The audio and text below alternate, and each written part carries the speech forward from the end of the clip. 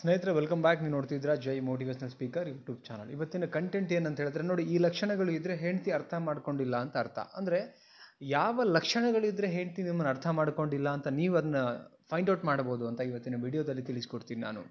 First time channel ನೋಡ್ತಾ ಇದ್ದರೆ subscribe ಮಾಡ್ಕೊಳ್ಳಿ ಆ್ಯಂಡ್ ಫ್ಯಾಮಿಲಿಗೆ ಯೂಸ್ಫುಲ್ ಆಗಿರ್ತಕ್ಕಂಥ ಒಂದು ಕಂಟೆಂಟ್ ಅಂತ ಹೇಳ್ಬೋದು. ಸ್ಕ್ರೀನ್ ಮೇಲೆ ನಂಬರ್ ಕೊಟ್ಟಿದ್ದೀನಿ. ಕೌನ್ಸಿಲಿಂಗ್ ಬೇಕಂದರೆ, ಫ್ಯಾಮಿಲಿ ರಿಲೇಟೆಡ್ ಕೌನ್ಸಿಲಿಂಗ್ ಬೇಕಂದರೆ ಕಾಂಟ್ಯಾಕ್ಟ್ ಮಾಡ್ಬೋದು. ಆ್ಯಂಡ್ ಇದೇ ಥರದ ವಿಡಿಯೋಗಳಿಗಾಗಿ ಚಾನಲ್ಗೆ ದಯವಿಟ್ಟು ಸಬ್ಸ್ಕ್ರೈಬ್ ಮಾಡಿ ಸಪೋರ್ಟ್ ಮಾಡಿ ಆ್ಯಂಡ್ ಕೊನೆ ತನಕ ನೋಡಿ. 3 ಮೇಜರ್ ಟಿಪ್ಸ್ನ ಶೇರ್ ಮಾಡ್ತೀನಿ. ಫಸ್ಟ್ ಒಂದು ಏನಂತ ಹೇಳಿದ್ರೆ, ಜವಾಬ್ದಾರಿ ಇರೋ ಗಂಡನ ಮೇಲೆ ಬ್ಲೇಮ್ ಮಾಡೋದು. ಈಗ ಹಸ್ಬೆಂಡು ಒಂದು ಜವಾಬ್ದಾರಿ ಮೇಲೆ ಕೆಲಸ ಮಾಡ್ಲಿಕ್ಕೆ ಶುರು ಮಾಡ್ತಾರೆ ಅಂದ್ಕೊಳ್ಳಿ. ಸೊ ಜವಾಬ್ದಾರಿಗಳ ಮೇಲೆ ಕೆಲಸ ಮಾಡ್ತಾ ಬರ್ತಿರ್ಬೇಕಾದ್ರೆ ಆ ಮನುಷ್ಯನಿಗೆ ಇವ್ರು ಬ್ಲೇಮ್ ಮಾಡ್ತಾರೆ. ಯಾರು ಜೊತೆಗಿರ್ತಕ್ಕಂಥ ವೈಫ್. ಯಾವ ಥರ ಬ್ಲೇಮ್ ಮಾಡ್ಬೋದು? ಅಂದಾಜು ಸಮಯ ಕೊಡ್ತಿಲ್ಲ. ಎಕ್ಸಾಂಪಲ್, ತುಂಬ ಕಮಿಟ್ಮೆಂಟ್ ಇರುತ್ತೆ ಆ್ಯಂಡ್ ಅವರು ಆಫೀಸ್ ವರ್ಕ್ ಹೆಂಗಿರುತ್ತೆ, ಬೆಳಗ್ಗೆ ಹೋದರೆ ಸಾಯಂಕಾಲ ಬರೋದಿರುತ್ತೆ. ಆ್ಯಕ್ಚುಲಿ ತುಂಬ ಟಯರ್ಡ್ನೆಸ್ ಆಗಿರ್ತಾರೆ. ಅಥವಾ ಲೈಕ್ ಕೆಲವ್ರದ್ದು ಮಾರ್ಕೆಟಿಂಗ್ ಫೀಲ್ಡ್ ಇರುತ್ತೆ, ಇನ್ನು ಕೆಲವ್ರದ್ದು ಟೈಮೇ ಇರಲ್ಲ. ಸೊ ಈ ಥರದ್ದೊಂದು ಪರಿಸ್ಥಿತಿ ಇರಬೇಕಾದ್ರೆ ಹೆಂಡತಿ ಟೈಮ್ ಕೊಡ್ತಿಲ್ಲ ಅಂತ ಜಗಳ ಮಾಡೋದು ಬಿಟ್ಟು, ಪಾಪ ಅವ್ರದ್ದು ವರ್ಕಿಂಗ್ ಅವರ್ ಏನು, ಆಫೀಸ್ ವರ್ಕ್ ಅವರ್ ಏನು, ಇದನ್ನು ಅರ್ಥ ಮಾಡ್ಕೊಬೇಕು. ಅವ್ರು ಮೊಬೈಲಲ್ಲಿ ಸಮಯ ಕಳೀತಾ ಇದ್ದಾರಾ, ಫ್ರೆಂಡ್ಸ್ ಒಟ್ಟಿಗೆ ಕಳೀತಾ ಇದ್ದಾರಾ, ಅಥವಾ ಖಾಲಿ ಪೀಲಿ ಇದನ್ನು ನೋಡ್ಕೊಳ್ಳಿ ಫಸ್ಟು. ಆಫೀಸಲ್ಲಿ ಟೆನ್ಷನ್ ಆಗಿಬಿಟ್ಟು ಅವರಿಗೆ ಟೈಮ್ ಸಾಲ್ತಿಲ್ಲ, ತುಂಬ ಟಯರ್ಡಾಗಿ ಬರ್ತಿದ್ದಾರೆ ಅಂದರೆ ಇದನ್ನು ಹೆಂಡತಿ ಅರ್ಥ ಮಾಡ್ಕೊಬೇಕು. ಇನ್ನು ಕೆಲವ್ರು ಹೆಂಗೆ ಅಂದರೆ, ಪ್ರೀತಿ ಇಲ್ಲ ನನ್ನ ಮೇಲೆ, ಸೊ ಅದಕ್ಕೆ ನೀನು ಆಫೀಸಲ್ಲಿ ಫುಲ್ ಬಿಜಿ ಇರ್ತೀಯ, ಹೊರಗಡೆ ಇರ್ತೀಯ, ಅವತ್ತುವೆ ಅಲ್ಲಿಂದ ಸುಸ್ತಾಗಿ ಮಲಗಿಬಿಡ್ತೀಯ, ನಮ್ಮನ್ನು ಕೇಳಲ್ಲ. ಸೊ ಸಮ್ಟೈಮ್ಸ್ ಏನಾಗುತ್ತೆ, ಪಾಪ ಅವರಿಗೆ ಜವಾಬ್ದಾರಿಗಳ ಕಡೆ ಫೋಕಸ್ ಆಗಿರುತ್ತೆ ಮೈಂಡು. ಹೆಂಗೆ, ಈ ತಿಂಗಳು EMI ಕಟ್ಟಬೇಕು, ಓಕೆ, ಮಕ್ಕಳ ಫೀಸ್ ಅಂತ ನೋಡ್ಕೊಬೇಕು, ರೇಷನ್ ತರಬೇಕು, ಇದೆಲ್ಲ ಜವಾಬ್ದಾರಿಗಳಿರುತ್ತೆ. ಆ ಟೈಮಲ್ಲಿ ಏನು ಮಾಡಬೇಕು ಹೆಂಡತಿ ಆದಂಥವಳು? ಧೈರ್ಯ ಕೊಡಬೇಕು. ಓಕೆ, ನಾನು ಸಾಥ್ ಕೊಡ್ತೀನಿ ರೀ, ಸುಸ್ತಾಗಿದೆಯಾ, ಟಯರ್ಡ್ ಆಗಿದೆಯಾ, ಆ್ಯಂಡ್ ಅವ್ರಿಗೆ ಬೇಜಾರುಗಳಾಗಿದೆಯಾ, ಸ್ಟ್ರೆಸ್ ಇದೆಯಾ, ಜೊತೆ ಕೂತ್ಕೊಂಡು ಮಾತಾಡಿ. ಅಥವಾ ಅವರು ಟೈಮ್ ಯಾವಾಗ 1 ತಾಸು ಅಲ್ಲಿಂದ ಬಂದ ತಕ್ಷಣ ಸ್ವಲ್ಪ ಮಲಗ್ತಾರಾ, ರೆಸ್ಟ್ ಮಾಡ್ತಾರಾ, ಊಟ ಆದಮೇಲಾದ್ರೂ ಸ್ವಲ್ಪ ಹೊತ್ತು ಮಾತಾಡಿ. ಒಟ್ನಲ್ಲಿ ಅವ್ರ ಪರಿಸ್ಥಿತಿಗಳನ್ನ ಅರ್ಥ ಮಾಡ್ಕೋಬೇಕು. ಇದು ಯಾರ ಬಗ್ಗೆ ಮಾತಾಡ್ತಿದ್ದೀನಿ ಗೊತ್ತಾ ನಾನು?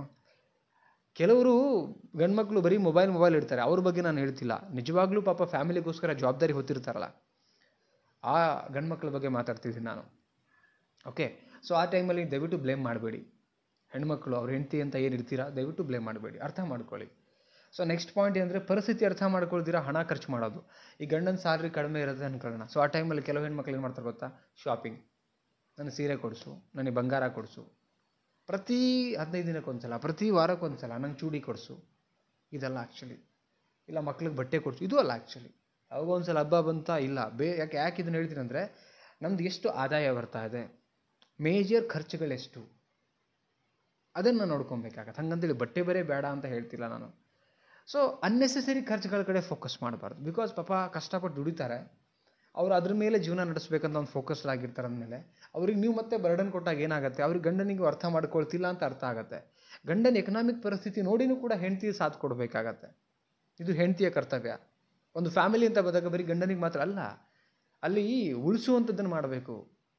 ಎಷ್ಟಕ್ಕೆ ಖರ್ಚು ಮಾಡ್ತಿದ್ದೀವಿ, ಎಷ್ಟಕ್ಕೆ ಮಾಡ್ತಿಲ್ಲ ನಾವು, ಎಷ್ಟು ಬರ್ತಾ ಇದೆ, ಗಂಡ ಎಷ್ಟು ಉಳಿತಿದ್ದಾನೆ, ಎಷ್ಟು ಉಳಿಸೋಕ್ಕೆ ಸಾಧ್ಯ ಇದೆಯಾ ನೋಡ್ಬೇಕು. ಬಿಟ್ಟರೆ ವಿನಾಕಾರಣ ದುಡ್ಡು ಖರ್ಚು ಮಾಡಿ ಬರೋ ಎಲ್ಲ ಸಾಲದ್ದು ಮತ್ತೆ ಹೊರೆ ಆ ಗಂಡನ ಮೇಲೆ ಹಾಕಿದರೆ ಪಾಪ ಎಲ್ಲೋಗಬೇಕು. ಇದು ಟ್ರಾನ್ಸ್ಪರೆಂಟ್ ಆಗಿ ನಿಯತ್ತಾಗಿರ್ತಕ್ಕಂಥ ಗಂಡನ ಬಗ್ಗೆ ವಿಡಿಯೋದಲ್ಲಿ ಮಾತಾಡ್ತಿದ್ದೀನಿ, ಯಾರು ಅನ್ಯತಾ ಭಾವಿಸ್ಬೇಡಿ. ನೆಕ್ಸ್ಟ್ ಪಾಯಿಂಟ್, ಬೇರೆ ಫ್ಯಾಮಿಲಿ ಕಂಪ್ಯಾರಿಸನ್ ಮಾಡೋದು. ಪಕ್ಕದ ಮನೆಯವ್ರು ನೋಡಿ, ಅದನ್ನು ತಂದು ಫ್ರಿಜ್ ತಂದರು, ವಾಷಿಂಗ್ ಮಷಿನ್ ತಂದರು, ಅಥವಾ ಯಾವುದೋ ಪೂಜೆ ಮಾಡಿದ್ರು, ಬಟ್ಟೆ ತೊಗೊಂಬಂದರು. ಅವ್ರದ್ದು 1 ಲಕ್ಷ ಸ್ಯಾಲ್ರಿ ಇದೆ, ಪಾಪ ಈ ಯಜಮಾನರದು 15-20 ಸಾವಿರ ಸ್ಯಾಲ್ರಿ ಇರಬೇಕಾರೆ ಅದ್ರಲ್ಲಿ ಖುಷಿ ಪಡಿ ನೀವು.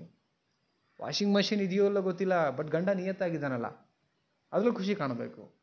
ಏನು ಸಿಕ್ಕಿರುತ್ತೆ ಬೇರೆಯವ್ರಿಗೆ ಕಂಪ್ಯಾರಿಸನ್ ನೀವು ಅವರಿಗೆ, ಪಕ್ಕದ ಮನೆಯವರಿಗೆ 1 ಲಕ್ಷ ಸ್ಯಾಲ್ರಿ ಇದ್ದವ್ರಿಗೆ ಕಂಪ್ಯಾರಿಸನ್ ಮಾಡಿದ್ರೆ ಇನ್ನು ಕೆಲವರಿಗೆ ಗಂಡನೇ ಇರಲ್ವಲ್ಲ, ಅವ್ರಿಗೇನು ಸೊ ಅಂಥವ್ರು ಏನು ಮಾಡಬೇಕು? ಸೊ ಏನಿದೆಯೋ ನಿಮ್ಮ ಜೊತೆಗೆ ಅದನ್ನು ಖುಷಿ ಪಡಿ. ಇನ್ಯಾರಿಗೂ ಆ ಬದುಕು ಏನಾಗಿರುತ್ತೆ, ಕಲ್ಪನೆ ಆಗಿರುತ್ತೆ, ಅಂದರೆ ಕನಸಾಗಿರುತ್ತೆ, ಸಿಕ್ಕಿರಲ್ಲ. ಎಷ್ಟೋ ಜನ ಇದನ್ನು ಅರ್ಥ ಮಾಡ್ಕೊಂಡಿರಲ್ಲ ಆ್ಯಕ್ಚುಲಿ. ಓಕೆ, ಸೊ ನನ್ನ ಇಂಟೆನ್ಷನ್ ಇಷ್ಟೇ, ಗಂಡನಿಗೆ ಸಾಥ್ ಕೊಡು ಅಂತ ಹೆಂಡತಿ ಆಗಬೇಕು ಫೈನಲಿ.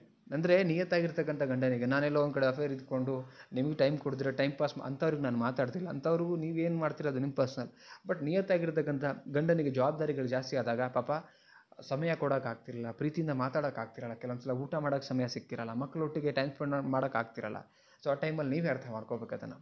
ಓಕೆ ಸ್ನೇಹಿತರೆ, ವಿಡಿಯೋ ನೋಡಿದ್ರಿ, ಏನು ಅನ್ನಿಸ್ತು ನಿಮಗೆ? ನಿಮಗೂ ಒಂದು ಫ್ಯಾಮಿಲಿ, ನಿಮಗೂ ಒಂದು ಸಂಸಾರ, ಗಂಡ ಹೆಂಡತಿ, ಆ ಒಂದು ಫ್ಯಾಮಿಲಿಯಲ್ಲಿ ಇದ್ದೀರಾ. ನೀವು ವಿಡಿಯೋ ನೋಡ್ತಾ ಇದ್ದರೆ ನಿಮ್ಮ ಅನಿಸಿಕೆ ಈ ವಿಡಿಯೋ ಬಗ್ಗೆ ಕಮೆಂಟ್ ಸೆಕ್ಷನಲ್ಲಿ ಕಮೆಂಟ್ ಮಾಡಿ. ವಿಡಿಯೋ ಇಷ್ಟ ಆದರೆ ಲೈಕ್ ಮಾಡಿ ಆ್ಯಂಡ್ ಸಬ್ಸ್ಕ್ರೈಬ್ ಮಾಡ್ಕೊಳ್ಳಿ. ಎಲ್ರಿಗೂ ಶೇರ್ ಮಾಡಿ. ಮತ್ತೊಂದು ಟಾಪಿಕಲ್ಲಿ ಸಿಗ್ತೀನಿ. ನಮಸ್ತೆ.